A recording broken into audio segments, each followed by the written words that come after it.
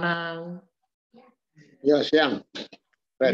Ya. Bagaimana nih Pak Anang? Kabarnya baik, Ya. Pak? Baik. Begini, kalau ini kalian akan apa yang namakan game changer entrepreneurship ya. Jadi memang ini mengarah kepada suatu perubahan ya. Jadi orang memang karena keadaan ini, pandemik ini, mesti be willing to change. Ya, saya kira itu. Konsepnya kayak itu. Jadi tidak bisa seperti yang lalu lah. Seperti sedia kala kita melakukan. Memang ada beberapa hal yang harus kita ubah. Sikap kita, perilaku kita, dan sebagainya. Dan kalau saya lihat begini juga, memang kita tidak lepas pada tantangan yang kita hadapi.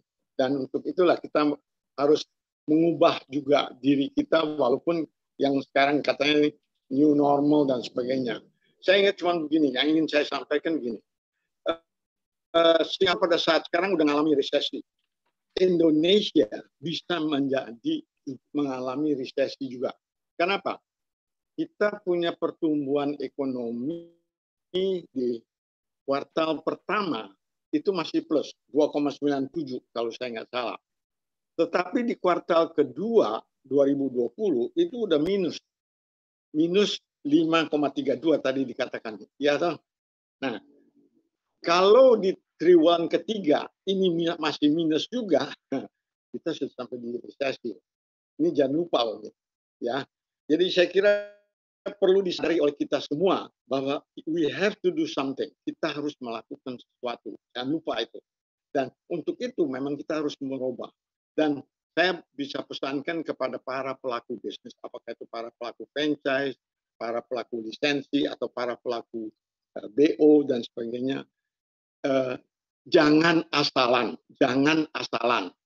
Dan banyak hal yang masih harus dilakukan. Cukup banyak. Saya nggak tahu berapa lama saya mesti ngomong nih. Karena saya lihatnya gini, kita tuh masih ada kesempatan. Jangan lupa, Indonesia cukup baik posisinya. Dan di mana kita bisa menciptakan domestic consumption. Ya, betul. Konsumsi domestik buat kita, karena di kita tuh masih ada kelas menengah yang cukup besar jumlahnya, 70 jutaan saya kira orang, paling sedikit ya. Jadi itulah yang merupakan suatu yang bisa mendorong bahwa konsumsi dalam negeri itu bisa terjadi. Dan jangan lupa, dengan domestic consumption itu akan muncul domestic demand. Ini makroekonomi loh ya.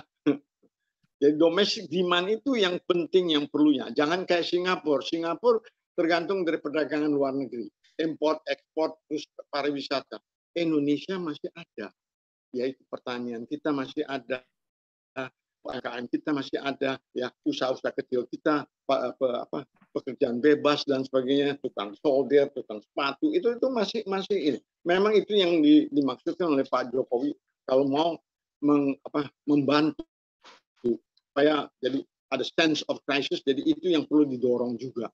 Karena itu adalah yang menjadi sumber untuk akan terciptanya lapangan pekerjaan. Jadi domestic demand itu akan membuat orang melihat kepada pertumbuhan ekonomi yang positif. Itu yang saya ingin sampaikan. Ya, saya nggak usah terlalu berpanjang-panjang di situ. Cuman yang lain yang saya ingin sampaikan juga ada ini. Memang tidak lepas dari pihak pengusaha, apakah itu franchisor atau franchisee atau pemilik BO atau pemilik lisensi, mereka juga harus merubah dalam mengelola usahanya. Jangan lupa, seringkali saya lihat juga kita tuh asalan, ya. Jadi jangan ini. Misalnya saya ngomong mengenai proses produksi aja, ya mau nggak mau kita harus melihat penyediaan bahan baku itu di mana, logistiknya kita bagaimana, terganggu apa enggak, ya kan? Apa ada kenaikan harga atau mungkin stoknya sudah tidak tersedia sekali. Nah itu saya nggak usah berpanjang, tapi mesti tahu dah. Jadi kita juga jangan lupa, banyak juga misalnya di dalam hal bikin rencana pembelanjaan atau yang dinamakan financial plan, ya itu banyak kan di kita jalan. Jadi jangan asalan, benar-benar tekuni. Jadi kalau saya boleh katakan nih, dalam financial plan mau nggak mau kita harus membuat apa yang dinamakan rugi laba proyeksi, alur kas itu gimana, rencana pembelanjaan kita gimana? Ada nggak uang kita? Cukup atau enggak? Ada cadangan atau enggak? Itu yang harusnya mesti kita lakukan. Jadi jangan tinggalnya promosi. Apalagi yang sering terjadi di kita, uang usaha sama uang pribadi dijadikan satu. Itu salah sekali. Jadi itulah yang ingin saya sampaikan dalam rangka ini. Tapi juga dalam hal yang lain-lain. Dalam hal marketing, saya melihatnya juga memang di samping kita menekuni yang sudah ada, kita juga menekuni hal-hal yang baru. Mungkin juga, itu saya kira peluangnya masih cukup besar. Saya lihat, ini saya singkat aja ya. Saya lihat perkembangan healthy food. Anda tahu kalau saya maksud healthy food, tahu dong ya. Ya namanya apa ya? Very Well, Nalu Bowl, atau yang namanya Salad Stop. Itu kan healthy food ya. Oke, itu masih bisa. Yang Indonesia punya juga cukup banyak misalnya. Terus saya lihat juga makanan atau usaha-usaha makanan tradisional Indonesia mau dijadikan fast food. Itu juga satu sektor yang lain lagi. Ada lagi satu mengenai kopi. Kopi berkembang banget. Kita lihat juga dirinya macam-macam kopi. Mungkin diseleksi segalanya. Dan kemudian juga ada, kita lihat juga di samping kopi juga ada boba ya. Boba tahu ya, kalau yang dibilang boba itu mungkin dari Taiwan. Tapi dari Indonesia mesti juga ada gula aren dipakai untuk dalam mereka mengadakan suatu apa ya? Saya tidak tahu mengadakan percobaan.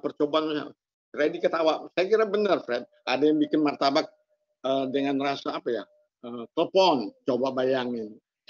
Loh, itu boleh-boleh aja. Memang kita belum tahu karena itu suatu percobaan. Maksud saya mengatakan kita harus berubah untuk mengarah kepada yang lebih baik. Yang lebih baik dengan maksud untuk menciptakan domestic demand. Indonesia masih mempunyai peluang itu.